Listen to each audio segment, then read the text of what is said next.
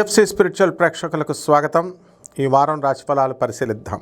ఓం హ్రీంకారాసనగద్భితానలసికాం సౌహక్లీం కళాం బిభ్రతీం సౌవర్ణాంబరధారిణీం వరసుదాదహుతాం త్రినేత్రోజ్వలాం వందే పుస్తకభాషమంకుశధరాం స్రగ్భూషితాముజ్వలాం త్వాం గౌరీం త్రిపురాం పరాత్పరకలాం శ్రీచక్రసంచారిణీం.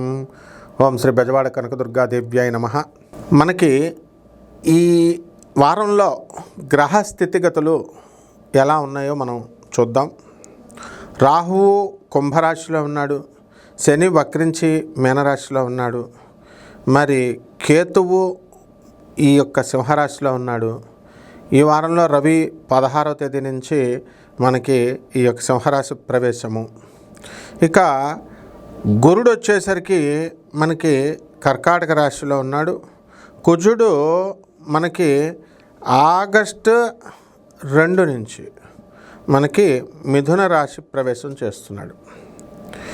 అలాగే ఈ యొక్క బుధుడు మనకి ఈ యొక్క కర్కాటక రాశిలో ఉన్నాడు.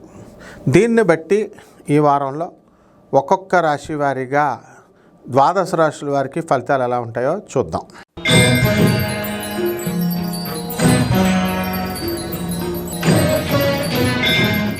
మేషరాశి. ఈ రాశి వారికి ప్రప్రథమంగా ఏలినాటి శని జరుగుతుంది. దీనివల్ల అనేకమైనటువంటి అపనిందలు, మీరు చేయని తప్పులకి మీ మీద పడడానికి అవకాశాలు ఉంటాయి. ఉద్యోగాల్లో ఒత్తిడి అనేటటువంటిది ఉంటుంది.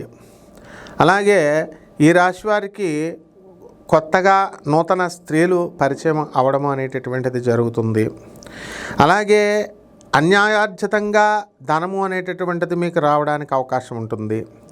ఎలక్ట్రానిక్ రంగంలో ఉన్నటువంటి వాళ్ళందరికీ కూడా ప్రమోషన్స్ రావడానికి అవకాశాలు ఉంటాయి.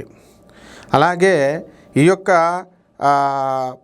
మేనమామలతో కాస్త తల్లితరపు బంధువులతో కాస్త విరోధం కలగడానికి అవకాశాలు ఏర్పడతాయి. అలాగే ఈ యొక్క ఆరోగ్యము మీకు చక్కగా బ్రహ్మాండంగా పుంజుకుంటుంది. గతంలో కంటే కూడా ఈ వారంలో అధికమైనటువంటి లాభాలు కలగడానికి, ఆదాయాలు మెరుగుపడడానికి అవకాశాలు ఉంటాయి. రకరకాల వ్యాపారాలు చేయాలని చెప్పేసి ఆలోచనలు మీరు చేయడం అనేటటువంటిది జరుగుతుంది. ఇక ఈ వ్యాపారాల్లో మనకి సాఫ్ట్వేర్ రంగంలో ఉన్నటువంటి వాళ్ళకు కూడా మంచి కొత్త ఉద్యోగాలు రావడం ఇవన్నీ జరుగుతాయి. రైతుల పరిస్థితి బాగా లాభదాయకంగా ఉంటుంది. కొత్త పంటలన్నీ కూడా ఇవన్నీ ఆకుమడి అంతా వేసేసి వరి అంతా కూడా వేయడం జరుగుతుంది. కమర్షియల్ క్రాప్స్ పెంచడానికి ప్రయత్నించండి.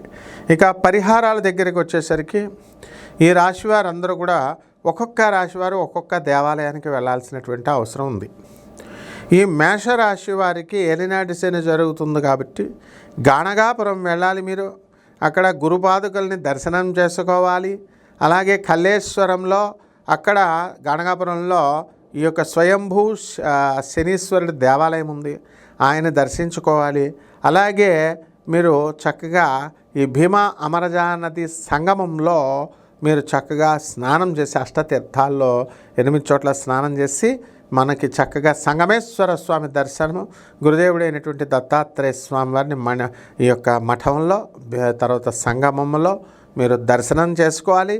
గురుపాదకులను దర్శనం చేసుకోవాలి.